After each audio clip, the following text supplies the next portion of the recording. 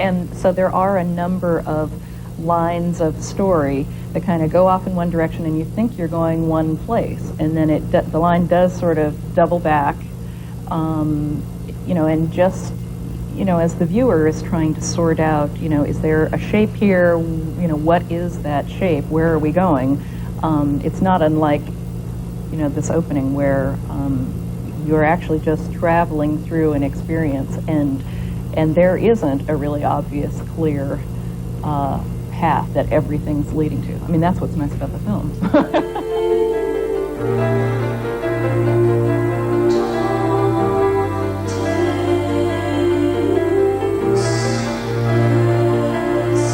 You can't believe the weeks and months that we spent actually fussing over where each line went on the screen, and when they went to bounce, would they go out of screen or would they bounce in the screen? And Hal was very extremely involved in the details of that. It was a very interesting collaborative process. The end result looks extremely simple. In fact, it took a lot of fussing over.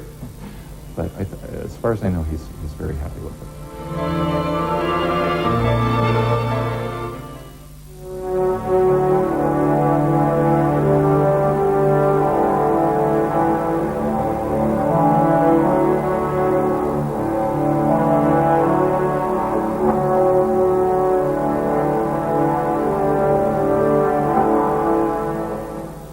When we saw the film without a title sequence, it starts with the two little boys, the twins as children, and talking about girls, and it's actually kind of a comical little scene. And so you get maybe 10 minutes into the film with this kind of light feeling, and then when it gets creepy, you feel like somebody's pulled the rug out from under you, and it's sort of awkward. And so what we wanted to do was do something that would set up sort of a foreboding of the creepiness to come with the images in the title sequence. So after we had seen, I think, the first cut of the film, we spent the day with David just sort of rambling about everything we could think of. And it turned out that both of us had independently seen an exhibit of medieval torture devices in Italy, like 3-4 years before. And it was we were talking about things objects that affect you emotionally. And I told him it was one of the most profound things, because I went to see it kind of on a lark, thinking, oh, cool, torture devices, Iron Maidens, you know, ha, ha, ha. And I lasted about 10 minutes before I was like, they had little images of, you know, here are the objects, the Iron Maidens and racks and stuff, and then little images of, here's how they were used. And it just made me ill. And I had to leave. And of course, David had seen it and was fascinated and, you know, sort of obsessed with it. But the point was, we found this thing that both of us had strong reactions to, and we knew that images of that nature could have the effect that we were looking for, the disquieting effect. So we felt really good about that sequence.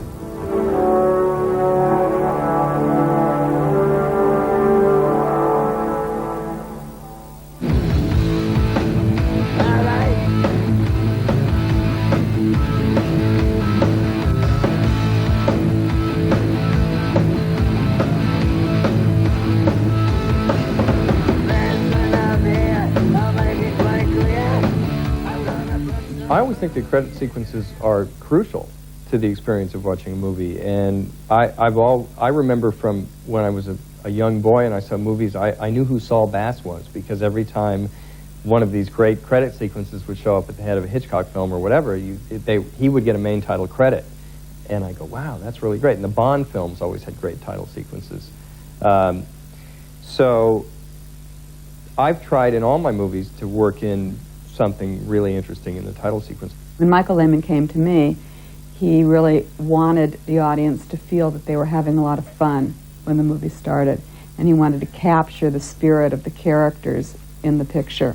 And the movie didn't start off that way. It wasn't written that way in the script, so he was looking for an opening sequence that did get everybody in the mood, and to know that they were in for a comedy. It struck me that what was right for Airheads was a collage of images that were randomly entering and leaving the camera at will, real time.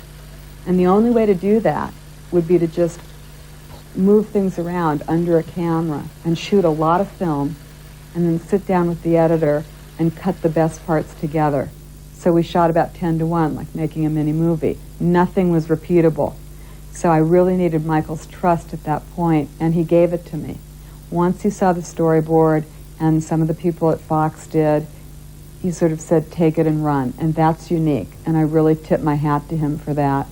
And then I showed him a couple of tests that we did, very briefly, that he liked, and he gave me his input on them. And then we just went and just had a field day with it and gathered as much memorabilia as we could that felt of the piece and shot all of these images coming together, leaving areas clear where I would then put credits in. So it was designed with credits in mind that would function over black so that they would be readable, because we were going to have a lot going on.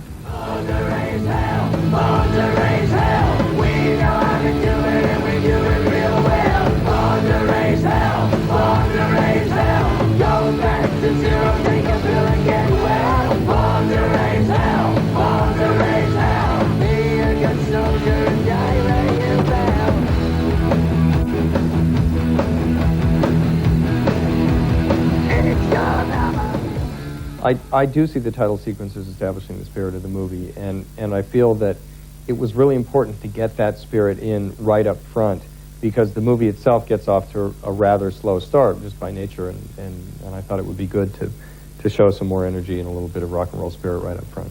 Given what it is that I do for a living, obviously it's more interesting to me, the people that take advantage of the opportunity of having something like that up front in a film, as it's almost like a separate little movie before the movie that can really set things up.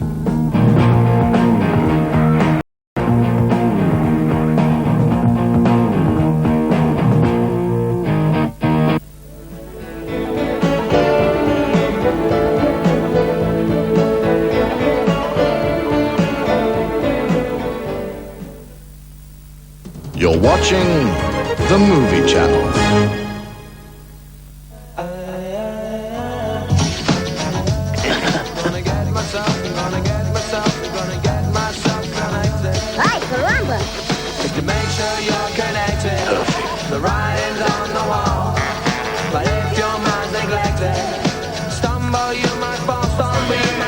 I want this baby.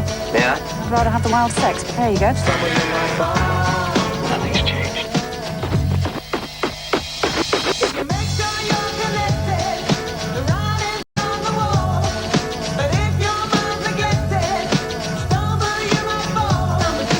It's altogether a much more interesting shot. I could watch this all day. There is so much more choice with Sky Multi-Channels. Serious Crime Squad, here we come. So stay connected. Something's wrong with this thing. We've only got 4 channels and no MTV. Sky TV. No turning back. Coming up, we take you into the war zone to talk to producer David Putnam and to director John Roberts about the War of the Buttons in a minute. Here, Nick Jr. These ants and my friends, they are so tickly. Touch Nick Jr. And here comes the ice cream. Taste Nick Jr.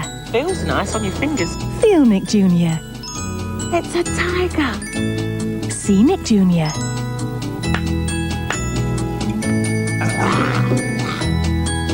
Peeper. Discover Nick Jr. Peeper. 3 hours of delight, Monday to Friday at 9 on Nickelodeon.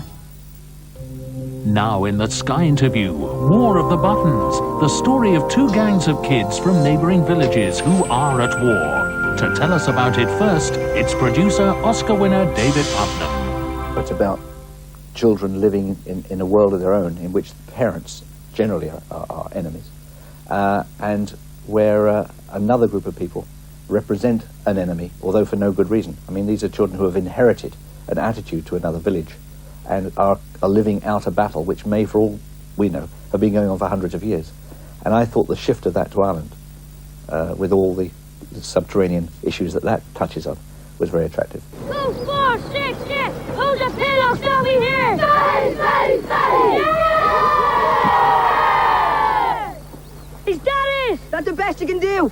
Where's your mate? I thought you came for the fight. Maybe their mammies wouldn't leave him out. Who rattled your cage, gorilla? What's up? Haven't you had your bananas yet? Well, chew on these and shut your face. There you go. Big boy, no, eh? You weren't so full of lip on the bridge. Oh, built up, monkey. Built up. Wait till I get down there and flatten you. Watch it, it's a trap. Ah, you're full of crap, apeheads. Get back up your tree, gorilla. Monkey.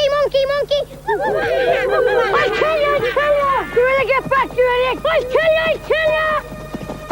I'll kill you. Come on. I'll kill you, midget. I'll kill you, heads off. Wait till I catch you, you die. No! Come on. This comes across as an adult film for children to enjoy. And, you know, I hope that we also get adults going to see it with their kids. I think it will work for them as well. John was a student of mine at the National Film and Television School. His graduate film, This Boy's Life, was superb. And it was superb because he got 2 extraordinary performances out of 2 kids. And I just felt that anyone who could get that type of performance on that type of budget, on that type of schedule, has got to have a lot of ability. The challenge with War of the Buttons was to work with a large, I mean actually huge, ensemble cast and get professional performances from untried actors, which is what he'd done in his student film. A kid and a half, there's no mistake. How are you feeling, son?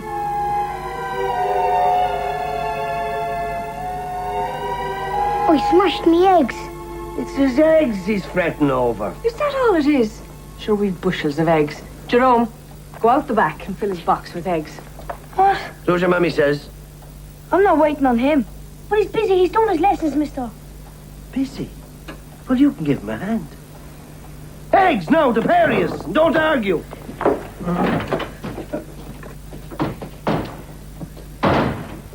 Try making a bit more noise. One for the road. Well, I wanted to make sure that it worked as a funny film. I wanted it to be humorous. And then I wanted a slightly darker side to come in underneath. So that people often say, well, you're not making Lord of the Flies, which we weren't. It's the difference is that this film is a comedy with a slightly darker edge to it.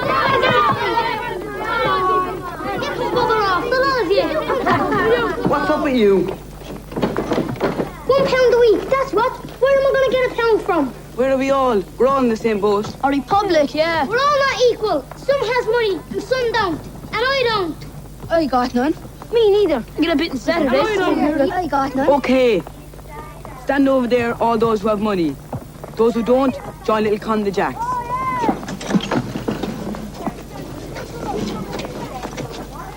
Why should the poor stand in the toilets? Yeah, just because we're broke, it's not fair. This isn't equality. It's shaming those that have nothing. All right, then, swap over. Those who can pay, stand in there. You're joking. I'm not paying good money to stand in the toilets. Forget it. He's right. We can't all be equal if some pay and some don't. Exactly. We're all equal if no one pays. Yeah. No. Only when everybody pays the same. Yeah. Often what's equality? Having identical privileges, rights and status in the eyes of society and the law. Like the Amish in America, they all share.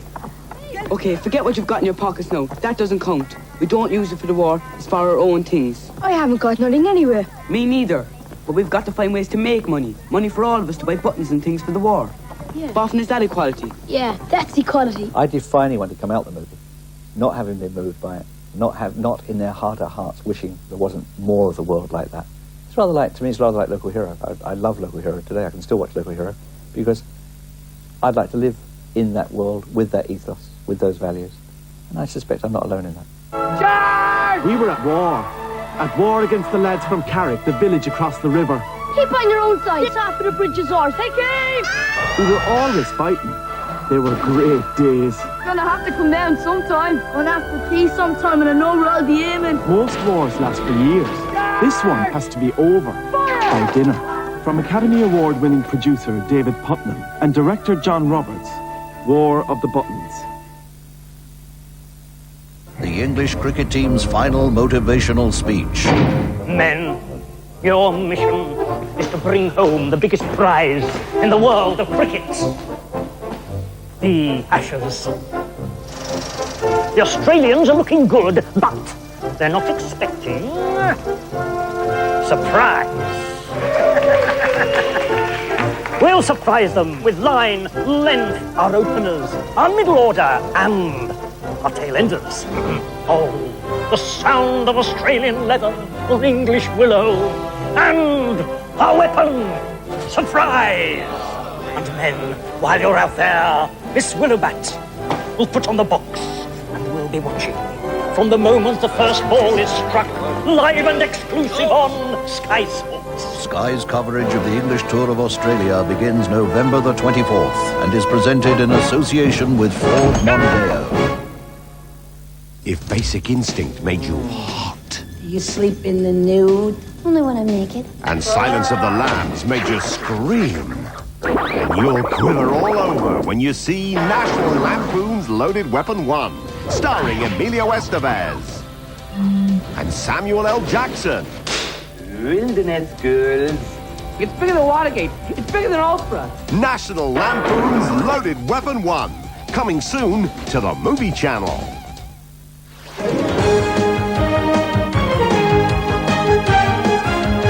From the Sky Satellite Network, this is the Movie Channel. Now, our special feature, in which Robert Guillaume takes us behind the scenes of the latest smash hit from Walt Disney, The Lion King.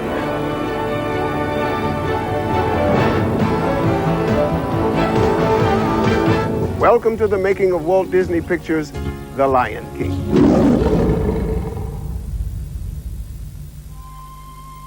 Set in the vast African savanna, The Lion King is a story about growing up and taking our place in the world, about the wisdom we inherit from the generations that came before us, and how we must sometimes discover on our own the value of that wisdom.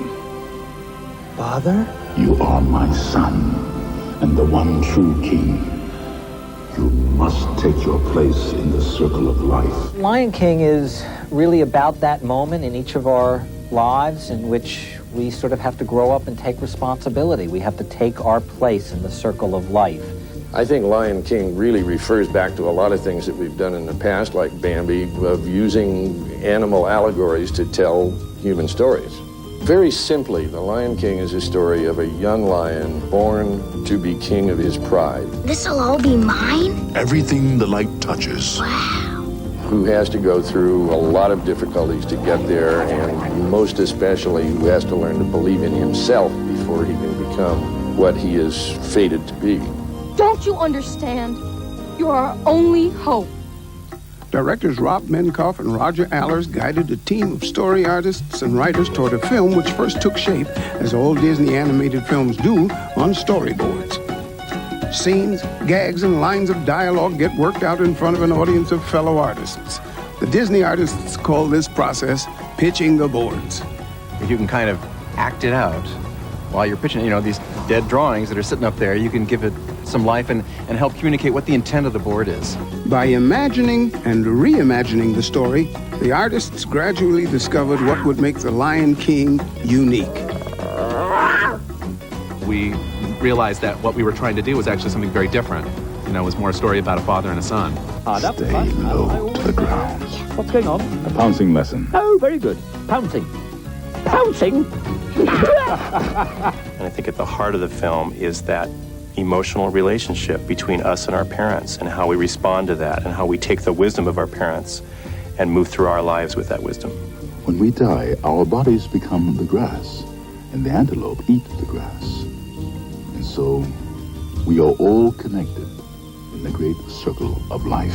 For the voices of the characters, the directors cast actors whose performances could spark the animator's imagination. I am the voice of Rafiki, an old baboon who's like the high priest or wise man of the animal kingdom. James Earl Jones provides the voice of the great King Mufasa, who rules the animal kingdom from Pride Rock. A king's time as ruler rises and falls like the sun.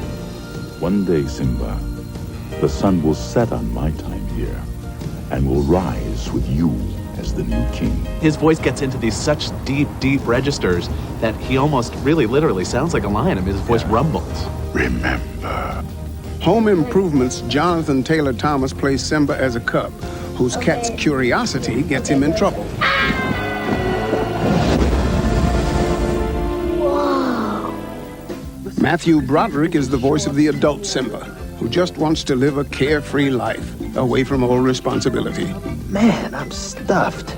Me too. I ate like a pig. Pumbaa, you are a pig. Oh. Moira Kelly of The Cutting Edge and Chaplin is the voice of Simba's girlfriend, Nala, who convinces her childhood friend to return to the Pride. What's happened to you? You're not the Simba I remember. You know, you're starting to sound like my father. Good. At least one of us does.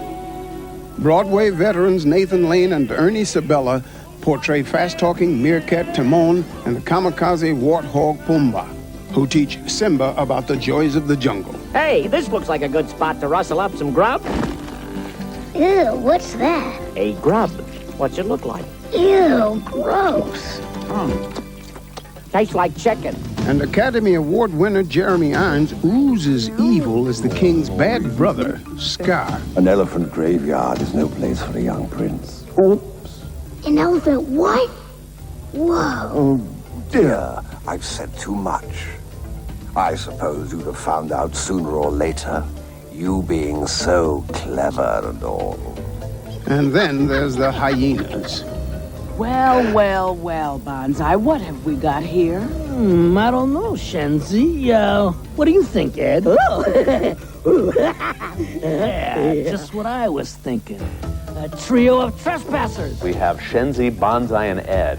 Shenzi is Whoopi Goldberg, who is brings to it that, you know, sort of fast and smart character. Streetwise. Yeah. No wonder we're dangling at the bottom of the food chain. Bonsai is Cheech Marin, who is frenzied, wild-eyed, crazy man. Man, I hate lions. And then, of course, there's Ed. You can't leave out Ed because he's the laughing hyena of the three of them. He doesn't say a word.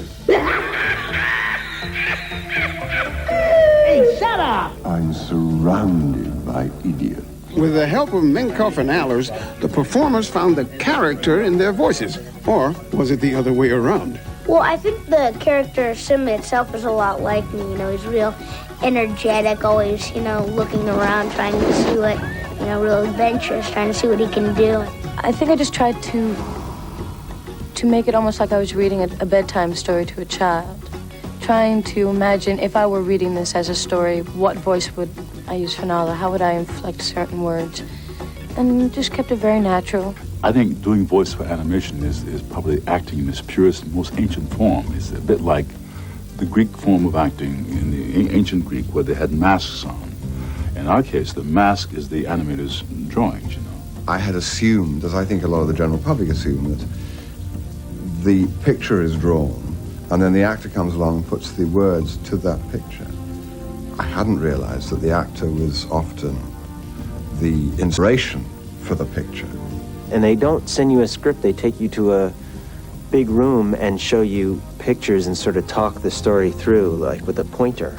So they act it out kind of, and they're pointing at each character when that character is speaking. And it's fascinating to watch all the people working on it and the drawing and to see it evolve. It's sort of like being part of the magic that you grew up with as a child.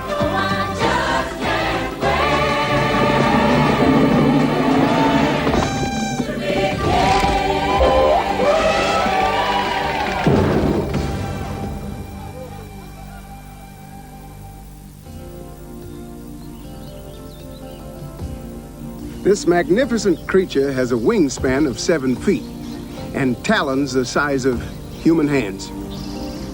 It's an African eagle.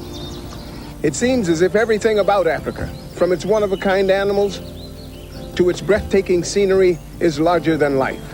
Now turn the Disney artists loose with all of Africa to inspire them, and what you're going to get is an explosion of color and characters unlike any you've ever experienced in a Disney film. You can see and hear Africa in every frame of The Lion King, as if the continent itself is a character in the story. Here's a bird's eye view of how Africa inspired the Disney artists. In November 1991, a group of Disney artists traveled to East Africa where they found a world teeming with life, sound, and color, and a landscape that seemed immense. For the first time, we were dealing with this beautiful visual tapestry of Africa. And I think what the directors tried to achieve was something on an epic scale. They were inspired by the big kind of Western epics or biblical epics. And so visually wanted to create this really unique, enchanted, wonderful place that you've never been to before. The responsibility of distilling all of Africa into a cohesive design for The Lion King fell to production designer Andy Gaskell. We've constantly tried to capture the vastness of it. We've tried to inject elements that are a little more subliminal, like sound, for instance. The sound of wind. Simply the effect of having a character standing on the open savanna and having the wind blow his mane, and you can't see the wind, obviously, but you feel it because you see his mane reacting to it, or you see the grass on the savanna just sort of being blown gently. Natural phenomena like that are notoriously hard to capture, but we've really made an all-out effort to capture that. Gaskell's exhaustive study of different painting styles eventually led the Disney artists to a kind of enhanced naturalism. Purple in this, it's too sweet. Yes, well, that's not even from the scene. Yeah, well, that's the next scene. As the picture got further into production, the filmmakers carefully coordinated the artistic elements into a unified design. Many of those elements, from the color of the sky to a galloping wildebeest, were inspired by Africa. In the ongoing alchemy of filmmaking, Africa was a motherlode of ideas. Other elements of Africa can be found in The Lion King's richly textured underscore, written by renowned composer Hans Zimmer, whose credits include Rain Man, Driving Miss Daisy, and Thelma and Louise. If you have a musician playing an instrument, all they're trying to do is they're trying to get as close to the emotion as possible of a human voice in a way. This cello really sings, So I thought, let's just shortcut that and go straight to the source and get some really good singers together for this. African choirs conducted by vocalist Lebo helped shape the underscore. Just as Andy Gaskell researched the visual elements of the film, Zimmer spent 2 years looking for the right palette of musical sounds for The Lion King. I've had people out there hunting down all sorts of odd sounds, instruments, kalimbas, marimbas, all the usual drums they have over there and all the unusual drums they have over there. The result? A musical tapestry which complements the visual art and a design for the film that you could call colorful, mystical, majestic, dramatic, or you could just call it Africa. Isn't this a great place?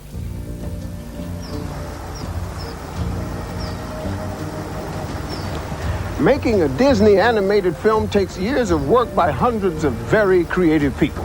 It might begin way upstream with the trickle of an idea. What if we did a film about the animal kingdom, about a young lion who has to struggle with growing up? As this trickle moves downstream, writers put the idea into words, story artists sketch pictures to match the words, actors perform the words, and animators put the performances into motion.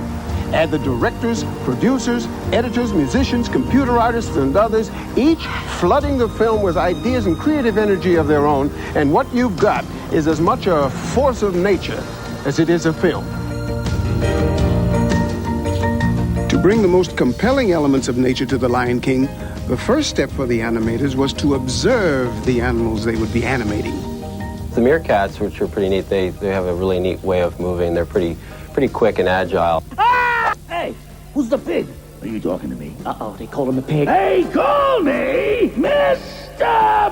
Pig! Warthogs have a nice physical way, even though they look so large and such a robust body, but they're real light on their feet. They do this funny little bouncy walk.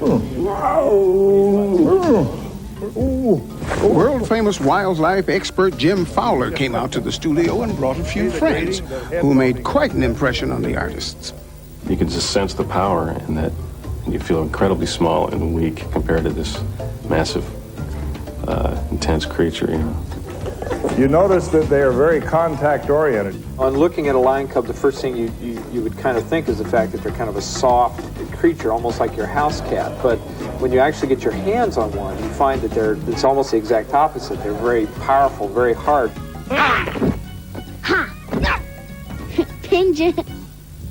Animator Ruben Aquino did a detailed study of the way various animals moved. His work became a standard reference for all of the animators on the film, and his drawing of this wildebeest became a herd of hundreds with the help of Disney's innovative CGI, computer-generated imagery, which combines hand-drawn animation with computer technology. Scott Johnston explains how they did it. Here, for instance, is some hand-drawn animation of a wildebeest, and now here's a computer representation of that same motion. Here we get the sense of that motion rotating in 3 dimensions. We can place our camera anywhere, but one wildebeest wasn't enough. We needed hundreds of wildebeest. So we had to come up with a way that our animators could control the behavior of hundreds of beasts. So we came up with this idea of a simulation, sort of playing follow the leader. Then the next step is to match it to the background. We've built a grid. On that grid, we placed one of these simulations where each of those bugs now gets replaced with a full running, galloping, hopping wildebeest. The computer might be able to keep track of hundreds of stampeding animals, but only a performer with a pencil can combine movement and emotion to bring a believable character to life. Getting emotional things across and mechanics and and getting it all to work together smoothly. That's a big challenge. Ellen Woodbury's challenge was having to think like a bird. It probably looks funny to somebody else, but it really helps for me to get up and move through my scenes the way Zazu, the way I see him moving through the scene, so that I can kind of internalize that stuff. The animators are cast like actors to match them with characters akin to their own personalities. And why do you think this guy was picked to animate the hyenas? Do it again. One of the things the directors asked for is that they came across as sort of mad clowns. It's not funny, Ed. That sort of a kind of an evil but funny, but evil, but funny, but evil thing. Hey, shut up! The directors Menkoff and Allers asked a lot of their artists. And like the actors they are, all the animators asked for was an audience. Sold for today. Everybody sees it down the line, and everybody has a little say in what you're doing. It's more of a team effort that way, and the quality of it will be at a higher level because we all want to push each other for the best possible thing. I think this is great. Yeah, it's got to be where we're going.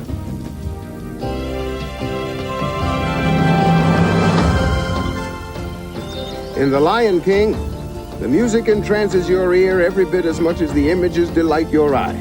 Imagine for a second that you could see the world from young Simba's point of view. What would it look like? Every sight, every sound, every smell would be brand new. Anything would be possible. And one day you would rule it all. Now, how do you say that with a song? For The Lion King, a rock and roll legend teamed up with an Academy Award-winning lyricist to provide this and other key pieces to the storytelling puzzle. And in the process, create one of the most memorable collections of songs in Disney animation.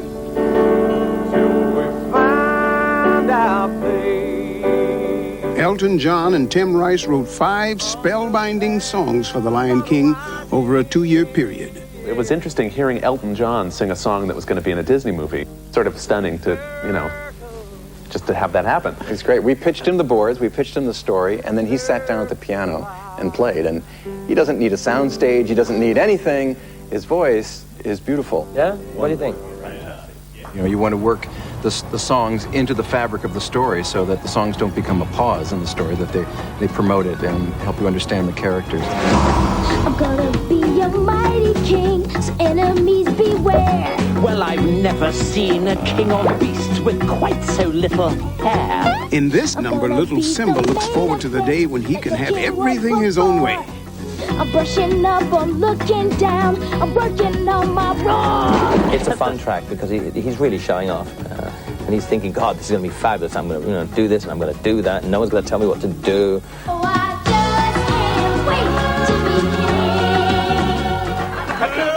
king. Here, directors Menkoff and Allers present a song called Hakuna Matata, which was inspired by a Swahili saying. It means no worries, see? For the rest of your days, it's our problem-free philosophy. Hakuna Matata. I think it's a good opener and a closer because it can build and build. And it's got a pretty melody. Everyone who worked with him was astonished at the speed with which Elton John could turn out a tune. I mean, Elton's always said, if I don't get a tune right in 20 minutes, I just throw it away. I'm not the sort of person that writes every day or sits down at the piano and plays every day at home. But when I've got a project to do, it's usually been a while since I've done something. And so I look forward to them.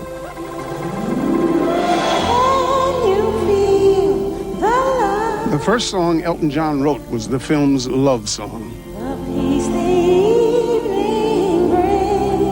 You want it to turn out so well. You want kids to see it. You want the adults to like it. And you know the quality you're working with. You're prepared to go to extra lengths to make sure it gets 100% right. But the song that had to capture the essence of the story did just that right from the start. When the demo for Circle of Life came in for the first time, I remember we all played it and it stopped and there was silence. Because for the first time you could see what this movie was about. For the first time we said, I understand now. It's about a father and a son. It's about our place in life. Once we had the song, Hans Zimmer took it and produced it musically and added this sort of African influence, the chanting voices and all that stuff, which brought it into the world of Africa. And it was really that inspired us to create the opening sequence. I think it's a very, very dramatic opening indeed to the movie. It's about succession, about living, about dying, and the whole circle carrying on.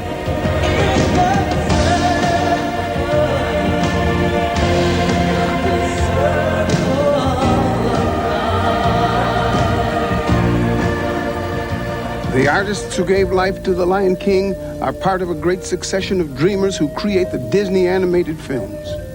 Who knows?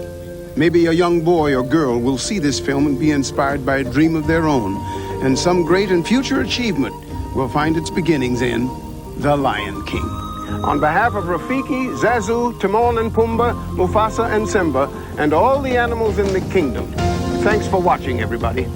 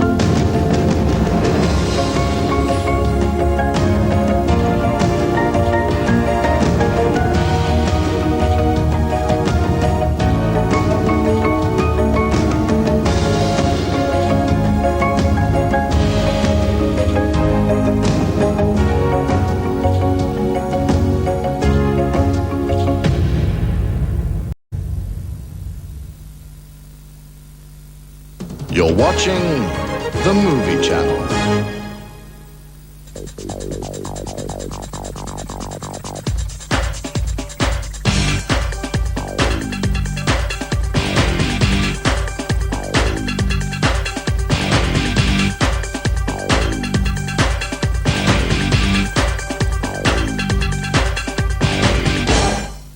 Are you sick of drabby old cartoons? He's right, it really stinks. Then tune in to DJ Cat's all-new KTV. Now here's someone who really has attitude. I don't believe this guy. Superboy. Isn't he wonderful? There's Orson and Olivia, plus the superheroes taking the nation by storm. The brand new series only on KTV, every weekend on Sky One.